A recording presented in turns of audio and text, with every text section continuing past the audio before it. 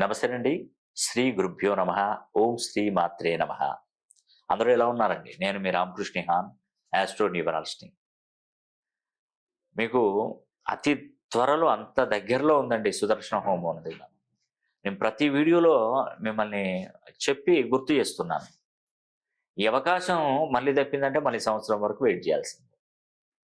ఒకసారి ట్రై చేసి చూడండి. ఎందుకంటే ఈ సుదర్శన హోమం చేసుకోవడం ద్వారా సకల కార్య సిద్ధి జరుగుతుందండి.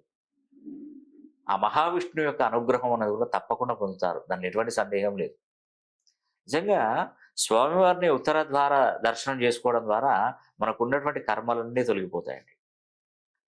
అదే రోజున మేము ఇక్కడ సుదర్శన హోమం అనేది కూడా మనం తలపెట్టబోతున్నాం. చక్కగా చేపిస్తున్నాం. ఈ సుదర్శన హోమంలో పాల్గొనాలంటే మీరు మీ గోత్రనామాలు, మీ ఇంటి అడ్రస్, మీ పేరు ఇవన్నీ కూడా మాకు పంపించినట్టయితే మేము సుదర్శన హోమం అనేది జరిపించి దీనికి సంబంధించిన వీడియో ఫుటేజ్ మీకు పంపిస్తాను.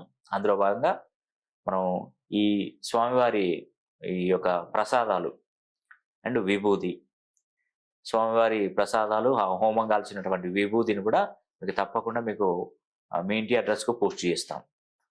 ఈ అవకాశాన్ని ప్రతి ఒక్కరు సద్వినియోగం చేసుకోండి. దీనికంటే ముందు నేను అనంత పద్మనాభ స్వామి తిరువనంతపురం వెళ్ళొచ్చాను. ప్రతి సంవత్సరం ఆనవాయితీగా స్వామివారిని దర్శించుకున్న తర్వాతనే నేను మళ్ళీ ఇక్కడికి వచ్చి నేను హోమం అనేది కూడా నేను తలపెట్టడం జరుగుతుంది. కాబట్టి ఇది చాలా శక్తివంతమైందండి. మీకున్నటువంటి కర్మలు, మీరు కోరుకున్నటువంటి కోరికలు తీర్చుకోవడానికి ఈ హోమం ఎంతో చక్కగా ఉపయోగపడుతుంది. దానిలో ఎటువంటి సందేహం లేదు.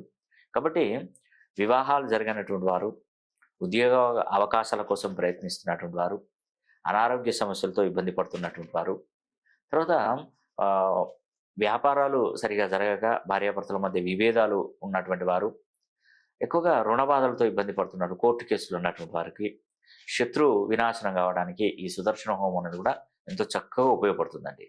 కాబట్టి పేరు పేరున మీకు తెలియజేస్తున్నానండి. ఈ అవకాశాన్ని అసలు వదిలిపెట్టుకోకండి. సుదర్శన హోమంలో పాల్గొనండి. మంచి ఆ మహావిష్ణువు, ఆ లక్ష్మీదేవి అనుగ్రహం అనేది కూడా తప్పకుండా పొందాలని కూడా మనసా వాచా కర్మేణ కోరుకుంటూ సెలవు తీసుకుంటున్నాను. సర్వే జనా సుఖినో భవంతు.